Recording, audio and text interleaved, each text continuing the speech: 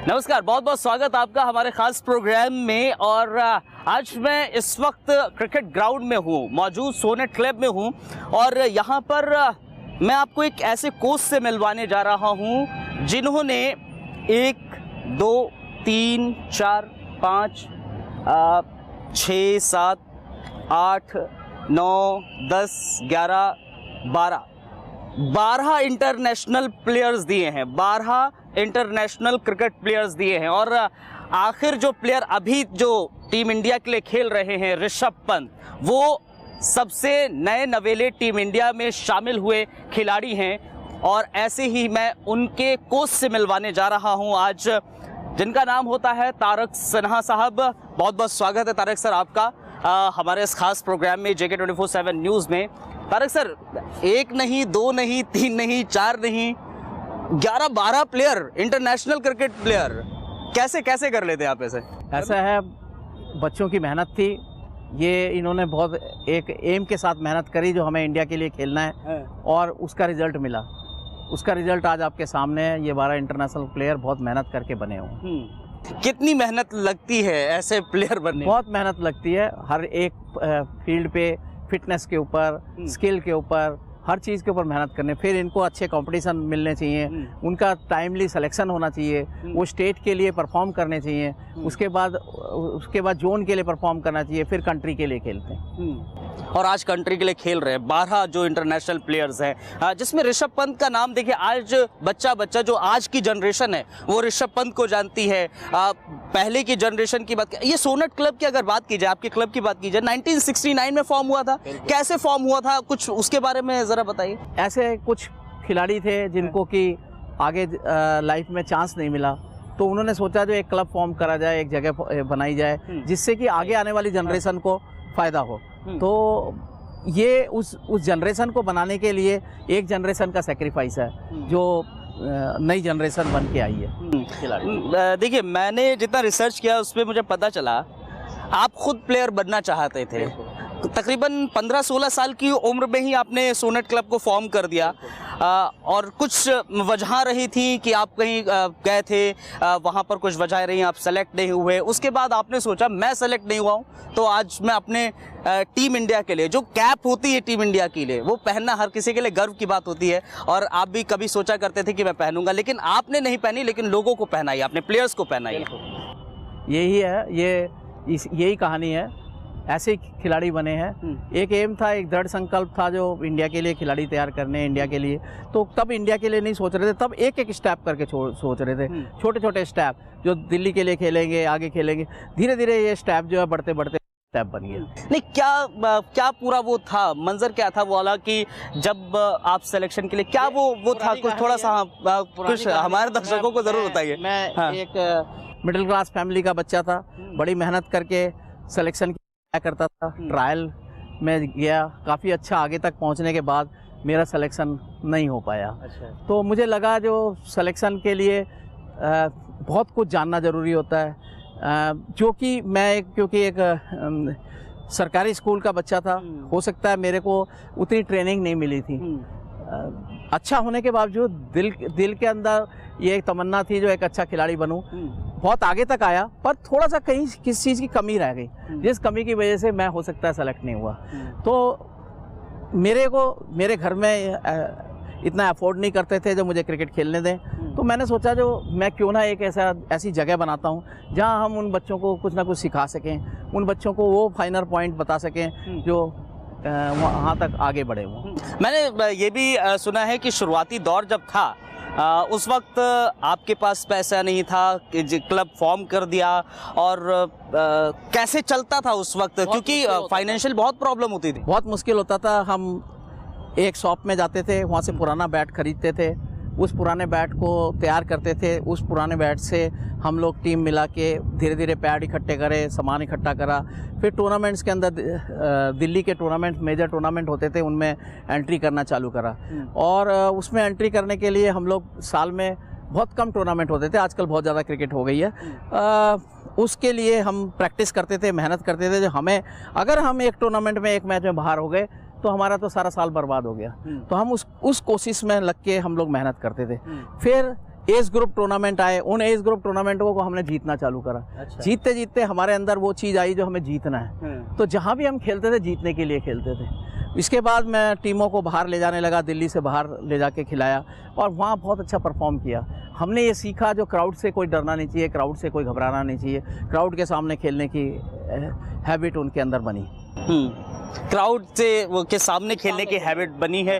और क्योंकि क्राउड की अगर बात की जाए, बहुत तरह के क्राउड होता है, अलग अलग तरह के लोग होते हैं, कुछ शूटिंग करते हैं, कुछ किस तरह से। वो हमारे, क्योंकि हम लोग बाहर से आई हुई टीम होती थी, पहले हमारे अगेंस्ट फूट करते थे, पर हम इतना अच्छा परफॉर्म करते थे जो सारी क्राउड हमारे फेवर में चली जाती थी। लेकिन उस वक्त की बात की जाए, देखिए आज के दौर में ऋषभ पंत है, सुरेंद्र खन्ना आपके अंडर ही खेले हैं, वो भी इंडिया को रिप्रेजेंट करें, अतुल वासन, कई ऐसे मतलब खिलाड़ी हैं जिनको हम अगर उंगलियों पे गिने तो हर कोई जानता होगा। आपको कैसे पता चलता है, मतलब हुनर को पहचानते कैसे आप? क्योंकि आज भी मैं देख रहा हूँ कई एक्सपीरियंस की बात होती है। काफ़ी सालों का एक्सपीरियंस है, मैं खिलाता आ रहा हूँ। बच्चे के जो चाल ढाल और उससे पता लग जाता है, जरूरी नहीं हो इंडिया प्लेयर, ये है जो खिलाड़ी बनने लायक है या नहीं, खिलाड़ी बन सकता है नहीं बन सकता।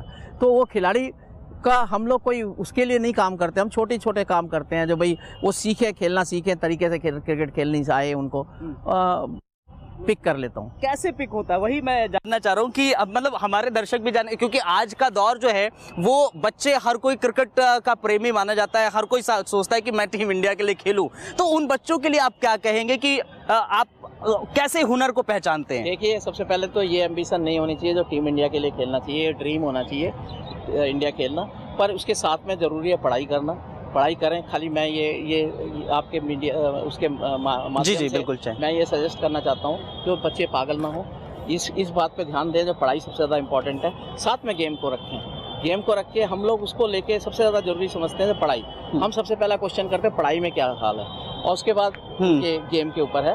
गेम में हम ये देखते हैं जो बच्चा जो किस तरीके से रिएक्ट करता है, बातचीत में पता लग जाता है जो आपसे बातचीत कैसे कर रहा है। कुछ बच्चे आते हैं जो बहुत डरपोक होते हैं, माँ बाप के पीछे छिपते हैं, उनमें खिलाड़ी बनने के नहीं गुण होते। अच्छा। जो आपसे बोल्ड होके बात कर सके, और उसके बाद जो है गेम के अंदर कुछ इनवॉल्नेबिलिटी होती है बच्चों के अंदर, वो तो थोड़ा मुश्किल बड़ा होने पे पता लगता है। बाकी कोशिश करते हैं हम उनको ये ऐसे बच्चों को लेके वो जहन में ना होना चाहिए कि आप कोच हैं तो आपको बेहिचक सब कुछ बता देना चाहिए कि अगर बैट्समैन है बैटिंग किस तरह से कर रहा है, बॉलिंग है। अभी आपने देखा होगा मैं कुछ बच्चों को डांट रहा जी, तो सेम इसी तरीके का मैं उनका फादर फिगर हूँ, फादर की तरह से उनसे बिहेव करता हूँ, उनसे ये बातचीत करके उनसे पता करता हूँ जो भाई प्रॉब्लम हुई मैच के दौरान या क्या नहीं। ये आपने जिस तरह से आप डांट रहे थे बच्चों को, ये आप अभी से इतने स्ट्रिक्ट हुए हैं या फिर पहले से आप इतने स्ट्रिक्ट थे? अच्छा, अभी इतना स्ट्रिक्ट नहीं। अच्छा, इससे ज्यादा आप स्ट्रिक्ट थे पहले? क्योंकि जनरेशन बदलती जा रही है जी। आज की जनरेशन में जो है इतना ज्यादा स्ट्रिक्टनेस बर्दाश्त नहीं करती है, कि घर से भी लिबर्टी मिली हुई होती है, तो हमें उसके अकॉर्डिंगली काम करना। जनरेशन की बात की, देखिए जनरेशन जाहिर तौर पर बदल रही है। वो दौर कुछ और था जब जो खिलाड़ी था जो गुरु को मतलब दिल से गुरु मानता था, पैर छूता था तो बिल्कुल नीचे तक पैर छूता था। आज तो ऐसे पैर छू के निकल जाते हैं लोग बच्चे। तो आज की जनरेशन और उस दौर की जनरेशन में क्या आप डिफरेंस देखते हैं?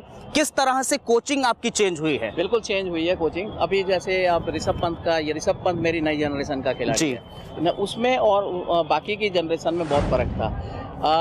ऋषभ पंत के अंदर इनबॉर्नेबिलिटी है जो वो अच्छी हिट कर सकता है, उसको हमने काम पे लगाया है अपने उसके अंदर, और साथ साथ उसकी स्किल के ऊपर काम किया है, विकेट कीपिंग स्किल के ऊपर, बैटिंग स्किल के ऊपर काम किया गया है, और उससे वो इम्प्रूव। हमने ये नहीं कहा नहीं तो हिट नहीं मार। अच्छा, एक वही मैं जानना चाह रहा था आपसे, ऋषभ पंत की अगर बात की जाए, कई लोग ऐसे एक्सपर्ट कहते हैं कि वो क्रीज पर आता है तो हिट मारता है सिर्फ, हालांकि वो नेचुरल गेम है उसका। क्या आपने कभी ऐसा बोला है कि नहीं रुक कर भी खेलना है, आप जैसे डिफेंस करना है या फिर क्लास आपको दिखानी है? बात बताइए, जिसने टेस्ट के अंदर 2 सेंचुरी और 2 नियरली सेंचुरी बनाई है, क्या वो सारी हिट करके हो जाती है? नहीं होती है। उसने गेम्स को स्लो भी करा है, खेला भी है, ठीक है। हो सकता है वो इतना डिफेंसिव प्लेयर नहीं है, उसको अगर छक्का मारने की बॉल आती है तो 6 ही मारता है वो। तो पर ये नहीं कह सकते हम जो उसके अंदर वो एबिलिटी नहीं है।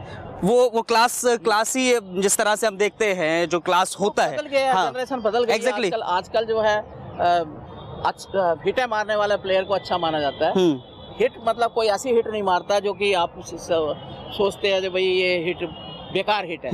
उसने मारी है तो उसने ठीक, वो भी बैट के बिल्कुल बीचों बीच आई है। अगर मारी है तो वो बॉल देखकर मारी है कि किस तरह की बॉल है, उसको उस तरह का किया। मैंने आकाश चोपड़ा भी तैयार किया जी बिल्कुल, जो बहुत ज्यादा डिफेंसिव बैट्समैन था। बिल्कुल। वो एक अच्छा ओपनर था, जो ओपनर की क्वालिटी है बॉल को पुरानी करके देना, वो भी था। और ये भी है, बेहतरीन टेस्ट प्लेयर रहे हैं आकाश चोपड़ा। और क्या खिलाड़ी रहे, ये फर्क है। हाँ, और शिखर धवन भी आपके ही हैं। शिखर धवन का लगा लीजिए, शिखर धवन का खेलने का तरीका थोड़ा डिफरेंट है। उससे डिफरेंट तरीका इसका है। बिल्कुल। अच्छा देखिए, शिखर धवन हो, ऋषभ पंत हो, या फिर आकाश चोपड़ा हो, अलग अलग तरीका है इनका खेलने का। उसके अलग अगर जाए, आप वुमेन्स टीम के साथ भी रहे हैं, इंडियन वुमेन्स टीम के साथ, और अंजुम चोपड़ा शायद आपके अंडर ही खेली हैं। जुलन गोस्वामी बेहतरीन पेसर है, वो भी आपकी। उनको कैसे ढूंढा आपने? ऐसा है, अंजुम चोपड़ा जो है अपने आप ही मेरे पास आई थी। मैं तब हमारी प्रैक्टिस राजधानी कॉलेज में चला करती थी, ये स्टीफन कॉलेज में पढ़ती थी। तो ये मेरे पास आई जो मैं प्रैक्टिस करना। मैंने कहा नहीं, हमारे यहाँ बहुत बड़े बड़े बॉलर आते हैं, इनके आगे आप प्रैक्टिस नहीं कर पाओगे। फिर भी उसने किया। वो रेगुलर आया करती थी अपना बैग उठा के, तब गाड़ियाँ नहीं होती थी, बस में धक्के खा के हुए आना पड़ता था। आके उसने प्रैक्टिस करी और उसने उस टाइम उस अपने एरा में मनोज प्रभाकर वगैरह की बॉलें खेली। तो मनोज, मुझे लगा जो ये लड़की डेडिकेटेड है, ये कर सकती है। उसके बाद उसकी स्किल के ऊपर काम किया थोड़ा बहुत, उससे फर्क उसके अंदर पड़ा। जुलन गोस्वामी, मैं इंडिया कैंप ले रहा था एक, उस दौरान मुझे मिली थी। ये चकदा गांव की थी लड़की, और मैंने उनको कहा, सेलेक्टर को और सेक्रेटरी को, जो ये बहुत अच्छी फास्ट बॉलर बनेगी और इंडिया का नाम करेगी। और अगर उस एरा में उस टाइम पे उसको सेलेक्ट नहीं किया जाता तो शायद एक अच्छा फास्ट बॉलर हम खो देते। बिल्कुल। और टीम इंडिया के लिए, वुमेन्स टीम के लिए बेहतरीन उन्होंने किया है, और बेहतरीन कर रहे हैं। लेकिन आप कोच भी रहे हैं वुमेन टीम के, कैसा वहाँ का माहौल था? कोचिंग आपकी कैसी थी? थोड़ा डिफरेंट होता है लड़कों की और लड़कियों की कोचिंग। उनको समझाने में थोड़ी सी प्रॉब्लम होती है, पर हमारी टीम ने अच्छा किया। हम लोग इंडिया के अंदर एक सीरीज पूरी के पूरी जीते। उसके बाद हम साउथ अफ्रीका गए। साउथ अफ्रीका में हमने first ever test victory outside India South Africa की टीम को हरा के लिए। ये एक नई बनने वाली टीम हो रही थी, वर्ल्ड कप के बाद बिल्कुल नई टीम बन रही थी। उस टाइम पे मिताली राज का थोड़े से मैचों का ही एक्सपीरियंस था। उनमें सबसे सीनियर जो अंजुम चोपड़ा थी और हेमलता काला, दो सीनियर थे, बाकी सब नए बच्चे थे। नए बच्चों के साथ खेल रही थी। फिर इंग्लैंड टूर किया। इंग्लैंड टूर के अंदर इसने वर्ल्ड रिकॉर्ड किया टेस्ट मैच के अंदर। जुलन गोस्वामी, इसने अंजुम ये मिताली राज ने वर्ल्ड रिकॉर्ड किया और बहुत अच्छा टेन्योर रहा मेरा उस वक्त का, वो बहुत बेहतरीन रहा है। लेकिन मुश्किलात क्या आई आपके, अगर हम शुरुआत से अब तक की कोचिंग की बात की जाए? क्योंकि जैसा कि मैंने पहले कहा, आज का दौर बदल गया है। क्या अभी भी उतनी मुश्किलें आती? क्योंकि मैंने देखे सोनेट क्लब के बारे में जितना जाना है, शुरुआत में आप पैसा भी नहीं लेते थे, जो खिलाड़ी अपने आप से देते थे। आकाश चोपड़ा की बात की जाए, आकाश चोपड़ा दिया करते थे, कई ऐसे खिलाड़ी थे। और अभी का क्या स्थिति है सोनेट क्लब की पहले से अब तक? देखिए, थोड़ा सा बेटर हुआ है, पर स्थिति वैसी है। पहले बड़ी मेहनत करनी पड़ती थी, मुझे अपने जेब का पैसा लगा के मैंने खिलाया इनको। धीरे धीरे करके अब ये पैसा जो आने लग गया, क्या हो रहा है, मेरे खिलाड़ी आगे खेल रहे हैं। वो खिलाड़ी भी बहुत सारा कंट्रीब्यूट करते हैं। कंट्रीब्यूट करके जो ग्राउंड मेंटेन करते हैं, हम बहुत कुछ सामान देते हैं, इन बच्चों को खिलाते हैं। सबसे ज़्यादा मेरा ये वो रहता है, जो मैं इनको अच्छे से अच्छे कपड़े, अच्छे से अच्छे चीज़ें देता हूँ, जिससे कि इनका वो क्रेज़ ना रहे जो किसी के कपड़े को देख के, किसी IPL के कपड़े को देख के वो करें। और हमारे यहाँ प्लेयर आते रहते हैं, इनके अंदर वो नहीं है जो जाके उनके पीछे ऑटोग्राफ के लिए भागना। जैसे मैंने एक और चीज़ नोटिस की है, आपने कहा प्लेयर्स आते रहते हैं, यहाँ वीरेंद्र सहवाग भी आए हैं, वो कुछ उनको प्रॉब्लम्स थी, उनको आपने सही करवाया है। मतलब क्योंकि आपने खेला नहीं है, बावजूद उसके आप पर इतना भरोसा कैसे? देखिए, ये तो यही एक चीज़ है जो सारे, मुझे बड़ी खुशी है जो मेरे खिलाड़ियों ने हमेशा ये माना, जो मैं उनका कोच हूँ, मैंने उनके लिए किया जी। किसी ने मेरी डिग्री के बारे में नहीं पूछा, किसी ने मेरे काम के बारे में नहीं पूछा, और उनको सबको हिट हुई है। वो जो मैंने बताया है उनको, वो चीज़ें उनको काम। क्या सहवाग को आपने क्या बताया था? जी, बस ये सहवाग आया प्रैक्टिस करने के लिए। सहवाग को थोड़ी सी प्रॉब्लम अंदर आने वाली बॉल पे हो रही थी, तो थोड़ा सा काम उसके ऊपर किया। मतलब ये कोई बताने वाली, पब्लिकली बताने वाली चीज नहीं नहीं नहीं, बिल्कुल बिल्कुल। इसके बाद युवराज ने भी आके प्रैक्टिस हाँ। करी हमारे पास, तो ये करते रहे। और अभी जो है, अभी पीछे ये ऑस्ट्रेलिया के अंदर ये ऋषभ पंत को थोड़ी प्रॉब्लम आ रही थी, ये ऑफ स्पिनर की बॉल पे आउट हो रहा था, तो ये कूद के उसको मारने जा रहा था, तो उसको ये कहा जो बैकफुट के ऊपर ज़्यादा खेल, तो वो उसके बाद वो सेंचुरी एक टेस्ट मैच। अच्छा, आपने बैकफुट की बात की, हमने टीम इंडिया के ज़्यादातर खिलाड़ियों को, आप भी इंग्लैंड में टीम इंडिया है, वर्ल्ड कप खेल रही है, हमने ये देखा है कि वहाँ पर तेज़ पिचेस पे टीम इंडिया के बैट्समैन जो हैं वो ज़्यादा गच्चा खा जाते हैं, पुल नहीं कर पाते हैं, या फिर ऐसा है? नहीं, ऐसा कुछ नहीं है। आज की जनरेशन के साथ ऐसा नहीं है, ये पहले कभी था, अब आज के जनरेशन फास्ट बॉलिंग बहुत अच्छी खेलती है, और हमें प्राउड है कोहली के ऊपर, प्राउड है राहुल के ऊपर। इन लोगों ने बहुत कुछ किया है ये लोग, और ये अपना शर्मा बहुत अच्छे प्लेयर हैं, रोहित शर्मा। तो अभी ये बेहतर कर रहे हैं, आपको लग रहा है कि अभी जो बाउंस का पहले कोई ऐसा इशू नहीं है। अच्छा, एक और चीज़, अगर क्लब के बारे में बात की जाए, आपके बारे में जिक्र करें, आप वुमेन टीम के साथ रहे, आप राजस्थान के साथ भी रहे हैं? राजस्थान के साथ 2.5 साल रहा वहाँ, और मैं बड़ा फॉर्चुनेट हूँ, मेरे एरा के अंदर राजस्थान जो है रणजी ट्रॉफी चैंपियन बनी। आप दीपक चहर को भी शायद आप ही ढूंढ कर लाए थे, कैसा वो था, वो कहाँ से? ये दीपक चहर जो है एक कैंप में मिला था मुझे हनुमानगढ़ में, वहाँ ये बॉल कर रहा था, तो मैंने कहा, उसके पूछा जो आप जयपुर क्यों नहीं आते, तो उसने कहा जो भाई जयपुर में मुझे पहले कोच साहब ने कहा जो भाई आप फास्ट बॉलिंग नहीं कर सकते, तो मैंने कहा आप आना। इतने में मैंने अपने सेक्रेटरी से जाके बात करी, मैंने कहा बहुत अच्छा फास्ट बॉलर है, इसको आप डालो, तो रणजी ट्रॉफी के अंदर डायरेक्ट डाला। अब ये मेरा वो था जो भाई मेरा पत्ता सही बैठ गया, और उस लड़के ने बड़ा अच्छा परफॉर्म कर दिया, और अभी भी बहुत अच्छा परफॉर्म कर रहे हैं। है जो भगवान ने कुछ दिया है मेरे को, जो मैं देखता हूँ तो मैं पहचान लेता हूँ। आज अभी जितने बच्चे कर रहे हैं आपके पास प्रैक्टिस, क्या आपको उसमें नजर आते हैं वैसे कुछ? है कुछ बच्चे हैं, धीरे धीरे करके आपकी नजर बिल्कुल बेहतर होगी। छोटे बच्चों का नाम नहीं लेना चाहता, छोटे बच्चे तो हैं, ये अच्छे बच्चे हैं, इनमें से बहुत सारे अच्छे बच्चे हो सकता है नियर फ्यूचर। ये जो होप पे ही काम करता हूँ, इनसे मुझे कुछ मिलना नहीं, पर मेरे अंदर ये होप जगाते हैं जो मैं काम करता रहूं, इनमें से कुछ खिलाड़ी आगे निकलते रहें। अच्छा, देखिए, वो दौर अलग था उस वक्त, जिस वक्त की आप अतुल वासन की बात कर रहे थे। अतुल वासन के वक्त आप मैट पर करवाते थे प्रैक्टिस, फटी मैट हुआ करती थी, लेकिन आज के दौर में टर्फ है, अलग अलग तरीके की मशीन आ गई हैं। क्या बदलाव नजर आया उस वक्त का और अब? उस टाइम पे जो उस एरा के प्लेयरों ने खेला, बहुत मेहनत करके खेला, मैटिंग नहीं होती थी, मैटिंग विकेट होती थी, हम लोग ग्राउंड में इंतजार करते रहते थे कब गिल्ली डंडे वाले जाएं, और फिर उस पिच को हम रिपेयर करके उस पर मैटिंग लगा के खेलें, तो बहुत मेहनत करी। उसके बाद ये एरा आया, हमें ग्राउंड हायर किया, ग्राउंड हायर करके हमने पिचेस बनवाई, अच्छी पिचेस हैं, डिफरेंट टाइप की पिचेस हैं, उसके ऊपर हमने फिर धीरे धीरे करके बॉलिंग मशीन ली, और सामान सारा जो चाहिए होता है ट्रेनिंग का वो सबने सामान लिया। तो अब बेहतर हो रहा है, अब बेहतर हो रहा है। उन सब के बीच में जिक्र आता है द्रोणाचार्य अवार्ड का। काफ़ी देर कर दी, काफी देर हुई है, क्योंकि देखिए आप मैं डिजर्व करता था तब उन्होंने दिया मुझे नहीं, अगर देखिए हम लोग जितना जानते हैं आपको, पहले आपने 10-11 खिलाड़ी इंटरनेशनल दिए, उस वक्त तक की भी आपको सरकार की तरफ से, प्रशासन की तरफ से द्रोणाचार्य अवार्ड से नवाजा नहीं गया। 2018 में आपको द्रोणाचार्य अवार्ड दिया गया। क्या आपको नहीं लगता है ऐसा आपको लगता नहीं है कि हाँ, मुझे लगता है कि ऐसा देर हो गई? ऐसा है, जो मैं कभी भी अवार्ड के पीछे नहीं भागा, अगर अवार्ड के पीछे भागा होता तो बहुत पहले ही मैं अवार्ड के लिए ट्राई करता। ऐसा कुछ नहीं हुआ। इस साल जो है मेरे कुछ प्लेयरों ने, आशीष नेहरा मेनली है उसमें से, उन्होंने कहा जी सर आप करो, इस साल ट्राई करो, तो मैंने वो एप्लीकेशन अप्लाई करा। पहले मैं इसके खिलाफ था, तो अवार्ड जो है मिलना चाहिए, ना कि आपको उनसे मांगना चाहिए, इसके खिलाफ था। तो मैंने इसीलिए बहुत साल अप्लाई नहीं किया।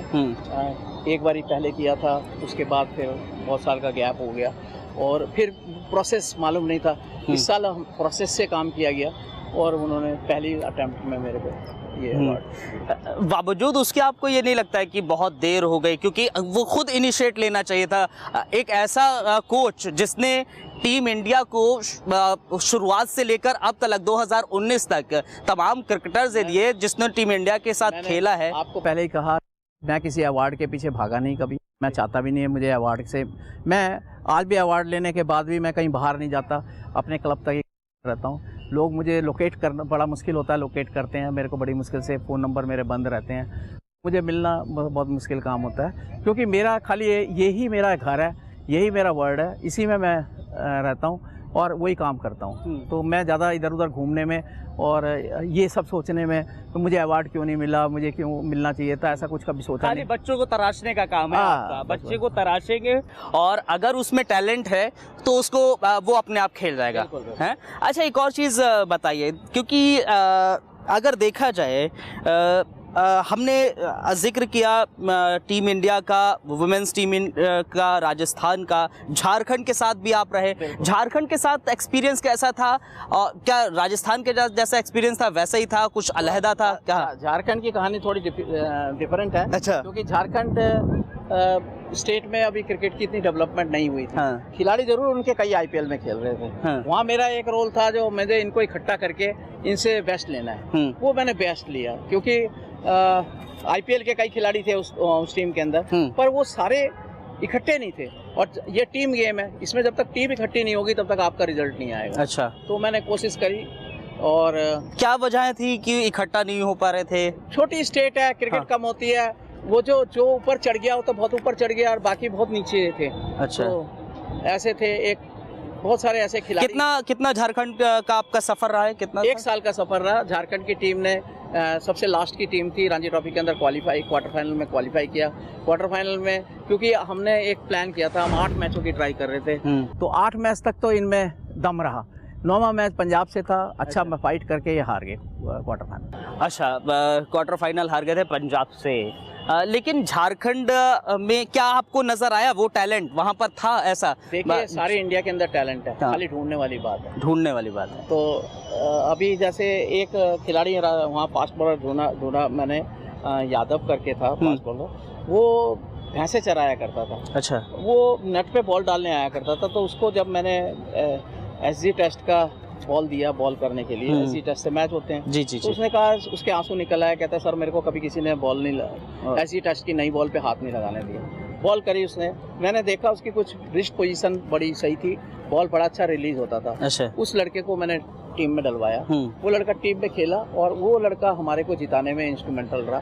उसने 11 विकेटें त्रिपुरा की ली और ऐसी 10 के करीब विकेटें जी सर्विसेज की ली, और हम लोग क्वालिफाई करे। हाँ। उसकी वजह से उसकी वो मेन वजह रहा। हाँ। क्योंकि विकेटें लेना, 20 विकेटें लेना बहुत मुश्किल काम होता है। 20 विकेटों में उसका एक रोल रहा था 20 विकेटों में। ऐसे टैलेंट, क्या आपको ये नहीं लगता है कि एक आप है और दूसरी जो एकेडमीज हैं अलग अलग, अगर दिल्ली की देखिए, कहना नहीं चाहिए, लेकिन आजकल अगर हम देखते हैं एकेडमीज में वहाँ पर बेनतहा पैसा लिया जाता है, लेकिन वहाँ वैसी कोचिंग नहीं मिल पा रही है जैसी उपलब्ध होनी चाहिए, जैसी कोचिंग। आपको ऐसा लगता है? ऐसा मैं इसके बारे में कोई कमेंट नहीं करना चाहता। सब लोगों का अपना रोल होता है और सब ने रोल किया है, ये नहीं है। दिल्ली के बाकी क्लबों का भी कंट्रीब्यूशन रहा है। दिल्ली की टीम में ने अच्छा किया तो सभी लोगों की वजह से अच्छा किया, खाली मैं ही नहीं। बावजूद उसके कुछ ऐसे हैं, बाकी ये सब चलता रहता है इसमें। तो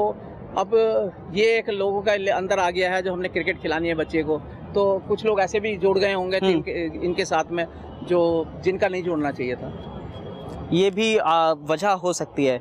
लेकिन इन सब के बीच में देखिए, जिक्र मैंने न्यू जनरेशन का किया। ऋषभ पंत आपकी न्यू जनरेशन है, उनको ज़्यादा टैकल करने में परेशानी होती है या फिर क्योंकि अब आपके पास जो भी बच्चा आएगा वो नई जनरेशन का होगा, उन लोगों को हैंडल करना कितना मुश्किल है? नहीं, ऐसा नहीं है, उसमें कोच को भी सीखना पड़ता है। मैं कोच हूँ, मैं हर रोज। क्या बदलाव हुआ है आपकी कोचिंग में? नई चेंजेस आती रहती है। हाँ। अभी भी चेंजेस आई, बहुत सारी चेंजेस मैंने अडॉप्ट करी। और जहाँ तक मैं बड़ा फॉर्चुनेट हूँ, जो मैंने पहले भी कहा, जो मेरे खिलाड़ी मेरे को बहुत हाई रिगार्ड करते हैं, वो मेरी बात को मानते हैं। चाहे वो ऋषभ पंत रहा हो, चाहे और इससे आगे के प्लेयर रहे हों, सब ने मेरे को बड़ी इज्जत दी। और आज जो मैं कंटिन्यू कर रहा हूँ वो इस वजह से कंटिन्यू कर रहा हूँ, जो उन सब ने इज्जत दी, उन्होंने मेरा साहस बढ़ाया, मेरे को हिम्मत दी। और मैं, लेकिन एक और चीज़ है, शुरुआती दौर में आपका कोई ठिकाना नहीं था शायद, पहले आप अजमल खां वहाँ गए हैं, बिरला स्कूल थे पहले, फिर अजमल खां, फिर अलग अलग जगहों पर गए थे। ऐसा क्या हुआ था, मतलब आपका कोई ठिकाना नहीं हुआ, फिर एट लास्ट यहाँ पर अवेलेबल नहीं होते दिल्ली। अच्छा, ठीक है, जहाँ भी जगह मिलती थी वहाँ करते थे। आज उसके बाद तो बहुत सालों से हमें ये हम थैंकफुल हैं वेंकटेश्वरा कॉलेज मैनेजमेंट के, जिन्होंने हमें ये यहाँ कब से कोचिंग चल रही है? हो गया 13-14 साल करीब। 13-14 साल हो गए यहाँ। हाँ बताइए। तो यहाँ पे इन्होंने हमें ये जगह दी। हाँ। जगह दे के हमने इसको डेवलप करा, इसको अच्छा फील्ड बनाया और क्रिकेट सर्किल के अंदर, दिल्ली के क्रिकेट सर्किल के अंदर इस जगह का नाम किया। एक और चीज़ है, देखिए अगर इस जगह के 13-14 साल कम नहीं होते हैं, यहाँ का एक्सपीरियंस कहता है ग्राउंड कैसा है, बच्चों को क्या क्या फैसिलिटीज़ दी जाती है यहाँ पर? यहाँ सारी फैसिलिटीज़ हमारे पास हैं। हाँ। हम कोशिश करते हैं मैक्सिमम जो आज की जो लेटेस्ट फैसिलिटीज़ हों ये इन बच्चों को मिले और जिससे कि इनकी गेम में कोई कमी ना आए। एग्जैक्टली, मैं यही जानना चाह रहा था क्योंकि आज का गेम बदल गया है, जैसा कि आप भी जानते हैं, बहुत ज़्यादा बदल गया है, बहुत हाईटेक हो चुका है गेम भी, अगर क्रिकेट की बात की जाए। एग्जैक्टली वही जानना चाह रहा था मैं। हम बिलीव करते हैं वीडियो एनालिसिस में। हो सकता है जो बात मैं कहना चाहता हूँ, हो सकता है मेरे बच्चे जो मेरी बात को माने, क्योंकि मैं अच्छा कोच गिना जाता हूँ। फिटनेस कितना यहाँ पर होता है? ज़्यादा इम्पोर्टेंट है। आज अभी देखिए फिटनेस ही चल रही है ग्राउंड के ऊपर, तो फिटनेस का प्रोग्राम चलता रहता है। क्योंकि हमने देखा, देखिए शिखर धवन को चोट लग गई और चोट अलग बात है। नहीं, मैं एक बात कर, हाँ, भुवनेश्वर कुमार, वो उनको इंजरी हो गई। ये injury part and parcel of bowler players life, वो चल सकता है, पर आपको फिटनेस, इंडिया टीम की फिटनेस बहुत हाई है क्योंकि कप्तान उनका बिल्कुल फिट है, सुपर फिट है। तो इसीलिए जो उनकी फिटनेस बहुत हाई है, तो उसको हम फॉलो करते हुए हमारे यहाँ भी हमारा फिटनेस का रिजीम है, फिटनेस करते हैं। फिटनेस को लेकर अलग से कैंप चलता है या फिर किस तरह का यहाँ पर होता है? जैसे इस टाइम पे विकेटें सारी खुद गई हैं हमारे, आपने देखा होगा। हाँ। विकेटें खुद ही पड़ी हैं। इस टाइम पे ये काम फिटनेस और फील्डिंग और स्किल ट्रेनिंग के ऊपर चल रहा है। इस वक्त पूरा का पूरा फिटनेस पर चल रहा है, स्किल ट्रेनिंग पर। स्किल ट्रेनिंग में क्या होता है सर? इसमें बताते हैं जो कैसे बैट पकड़ा जाता है, किस तरह से बॉल खेली जाती है, कौन सी बॉल को कैसे खेलना है, उसको किस तरीके से परफेक्शन लानी है, जो आपको बॉल थ्रो। ज़्यादातर परेशानी क्या आती है बैट्समैन की अगर बात की जाए? अलग अलग होते हैं बल्लेबाज, हाँ अलग अलग होता है, सबकी अलग अलग होती है। चलिए, फिलहाल आपने सलाह दी है कि बच्चे जो हैं वो पढ़ाई के साथ साथ खेलें, अगर खेलना है तो पढ़ाई भी वो साथ साथ रखें। बहुत बहुत शुक्रिया, आप हमारे साथ आए सर, अपना कीमती समय हमें दिया, बहुत बहुत धन्यवाद आपका। फिलहाल देखिए, जिस तरह से तारक सिन्हा सर हमारे साथ जुड़े और इन्होंने अब तक इंटरनेशनल प्लेयर्स की बात की जाए 12 प्लेयर्स दे चुके हैं, उनमें से जो चुनिंदा नाम है उसमें शिखर धवन, ऋषभ पंत, आशीष नेहरा, आकाश चोपड़ा, अतुल वासन, सुरेश खन्ना, तमाम खिलाड़ी हैं। ये तो मैंने बहुत कम लिए हैं। फिलहाल तारक सिन्हा सर की एकेडमी चल रही है और अभी भी आने वाले समय में हमें यहाँ से कुछ ना कुछ प्लेयर ज़रूर दिख जाएंगे। फिलहाल मुझे इजाज़त दीजिए, नमस्कार, फिर हाजिर होंगे एक नए गेस्ट के साथ।